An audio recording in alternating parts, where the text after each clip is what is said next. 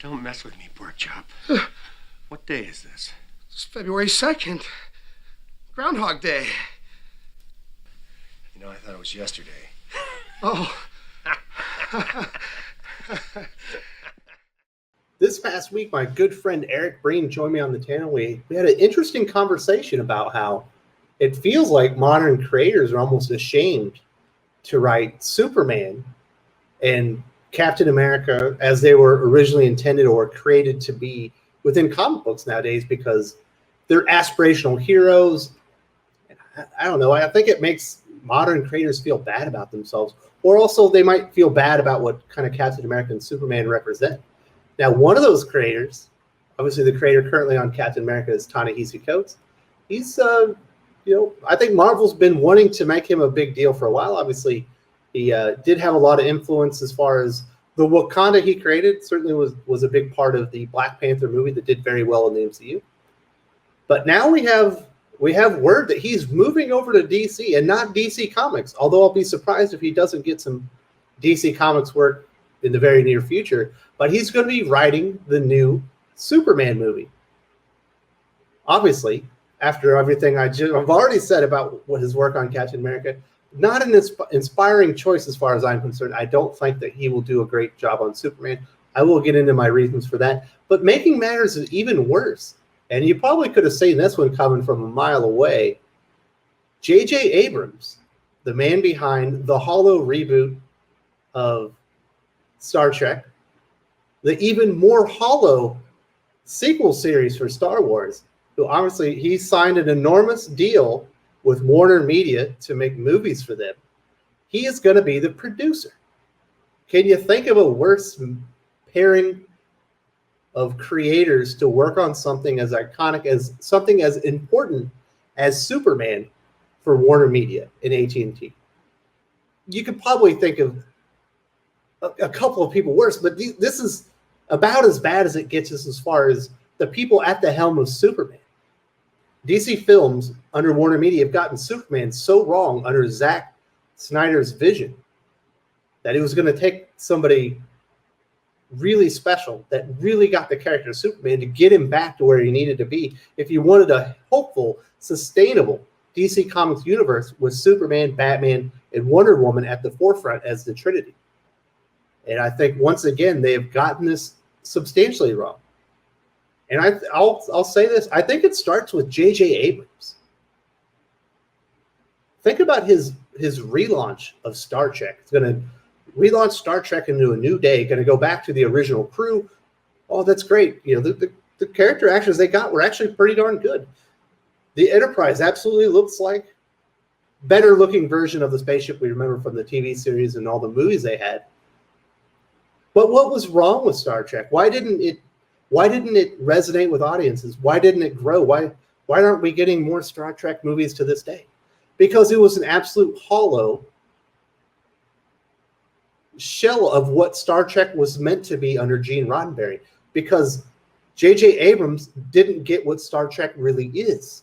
He thinks what's cool about Star Trek and what made it important was that you got a character that kind of looked like Spock. And you got an actor that could kind of portray the swagger of Captain Kirk, and and make sure that the surroundings kind of look like Star Trek, but a little bit better. And it was now an action franchise. And certainly there's always been action in Star Trek, even in the TV show and certainly in the movies. But that was never what was at the essence, at the core of the characters of the series, and why people gravitated to it, and why Star Trek is still an important pop icon to this day, just Star Trek, the franchise. He never got that. He got it so wrong. It was shocking that it took the third movie when he was finally gone, but we got kind of a true take on Star Trek as far as what Gene Roddenberry had started out with, or to create when he created the Star Trek series and eventually became the Star Trek universe. And then you think about Star Wars. Woo! It's even worse. What did he do with Star Wars? Ooh, let's make sure everything kind of looks right. He brought back, less CGI, more practical effects, stuff like that.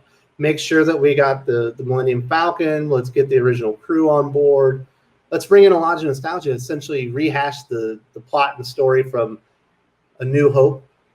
So we get all the stuff that we're familiar with, but what was missing from Star Wars? The essence of what made Star Wars great, the characters, the hero's journey that we all bought into and ended up loving the Star Wars universe for. Completely missing, hollowed out, hollow Mary Sue characters. Even Han Solo wasn't all that great anymore. It was great seeing him and Chewie back. What do they do? All they did was like 5 minutes later asking Rey to join the crew. Did that feel like Han Solo to you? It certainly didn't feel like Han Solo to me. And then by the time you get to his third movie, from what I understand, I've never seen it, they said it's just characters jumping from scene to scene that look like they're in a Star Wars movie. But there's no coherent story. Doesn't really fall in line with the lore that's been created over decades as far as Star Wars. And it lost the heart of what made Star Wars a great, compelling, like the greatest shared universe in the world before the MCU, I guess. He kind of missed all that. So I don't know why you would take J.J. Abrams after his absolutely misfire on Star Wars, after essentially stubbing his toe and botching the relaunch of Star Trek. And now we're going to put him on the DC movies, on the flagship character, the most important character in the DC universe, Superman. Do you feel like, after everything that J.J. Abrams has done recently with these big franchises, that there will be anything that rings true to Superman as a character, as the hero that he is, and the universe that he's supposed to represent? Sure. Is he going to look like Superman? Yeah. Are we going to get the iconic, S and, the costumes are going to look great, and we'll probably even get to see a few images that remind you of Superman the movie, or maybe Superman 2. You'll get that stuff because he deals in nostalgia, because he's a hollow creator. We will get an empty, vapid version of Superman, the character. So I can't imagine a worse person to put on as the producer. So you hope that you get a good writer, somebody that's really going to get the character and maybe make up for a lot of the shortcomings that J.J. Abrams is bringing to the table. Is J.J. Abrams, all style and no substance like Zack Snyder, in my opinion? No, it's different, but it's very similar. Zack Snyder doesn't peddle in nostalgia like J.J. Abrams does. He's balls to the wall action, but he's another creator that didn't get the characters, and we're only going to see that again. But making matters worse now is that we got Ta-Nehisi Coates, the writer of Captain America. Basically Marvel's version of Superman, the aspirational heart and soul of the universe that he has gotten so wrong for so long on Marvel Comics. And now he's going to be taking the aspirational heartbeat of the DC universe and relaunching him for the big screen to undo the mistakes of Zack Snyder's past. I hate to break it to you, Snyder cutters, but it's obviously that DC, Warner Media, and at&t, yeah, you're getting your Snyder cut, but you ain't getting anything else after that. And I think it's probably best for everyone involved. But this does not bode confidence for the direction of DC Films, the DCEU, and what they're doing with Superman. What are the chances that Ta-Nehisi Coates, after botching Captain America for so long, even scratched the surface of what Superman is and what he represents? It's almost guaranteed he's going to fuck it up. This is going to go terrible. Now, I can see why some, movie execs would be like, "Well, he was the man that created all that stuff they used for Black Panther." Not for Black Panther, for Wakanda, the setting of Black Panther. Absolutely, he and Brian Stelfreeze created all that lore and everything that was used in there. The Black Panther character is nothing from Ta-Nehisi Coates because he didn't flesh that character out. He's all about world building when he does comic books and with his comic writing, because he's not an action storyteller. And I hate to break it to Warner Media and DC Films, but your Superman movie is going to have some action in it. Hopefully it won't just be an action blockbuster like what J.J. Abrams did with Star Trek, where it loses the heart and soul of it. But it needs to have some action in it to drive the story. not exactly Ta-Nehisi Coates' strong suit. Then you think about what he's done with Captain America. What does Captain America even represent in the Marvel Universe anymore? A comic character that everyone's forgotten about. No one even reads the comic book anymore. He doesn't get what makes Captain America special in the Marvel Universe. He's an afterthought. He's a joke. He's a secondary character in his own comic book. Do you think that he's going to treat Superman different? Certainly. When we've seen certain people over within the Marvel family move over to DC, they've done a more competent job.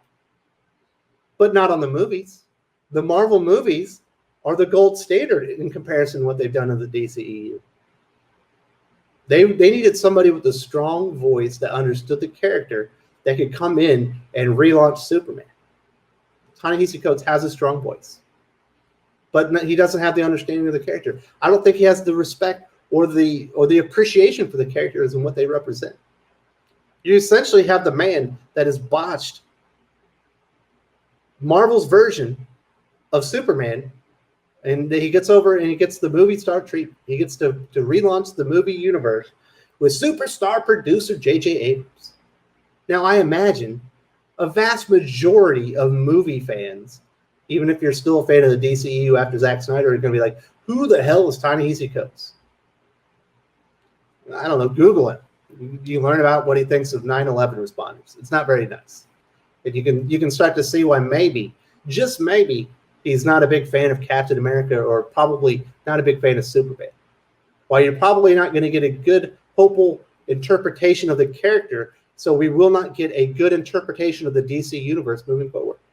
They've once again botched it from the beginning. Now, can they course correct and be like, after the second draft of Ta-Nehisi Coates as Superman, be like, yeah, this isn't where we want to go, and get a new writer, obviously. But, they probably need to get these movies out. I don't imagine that they're looking to take a lot of steps back. That's why they probably have J.J. Abrams on the project. I don't know. Could you find a less inspiring producer writer to put on the Superman reboot to fix the mistakes of Zack Snyder's past when he botched Man of Steel, when he botched Batman versus Superman? It's the same mistake from a new angle. You have J.J. Abrams basically captaining the ship, the man who does not get anything about super or any universes. All he understands are visuals. Does it look nostalgic? Does it feel like what people watched 20 years ago? That's the most important thing. Never do the characters feel true. Does the universe and the way the people interacting, does the story feel like it is a true Star Wars, Star Trek story? I don't know. I'm rambling now because I'm flummoxed that these are the creators that they chose to relaunch Superman. If you didn't believe me when Eric Breda and I talked about this before, that modern creators, and maybe it's not the modern creators, maybe it's modern management, maybe it's the management of DC, maybe it's the management of Marvel Studios, DC Films, Warner Media, Disney.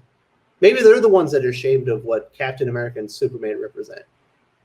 Maybe they're the ones that think they have to change the core and essence of the characters to fit new modern societal norms. You can no longer have an aspirational character. If you have an aspirational character, people are going to feel bad about themselves because they'll never be able to be that good. They'll never be able to live up to that. That's what the aspirational character is for.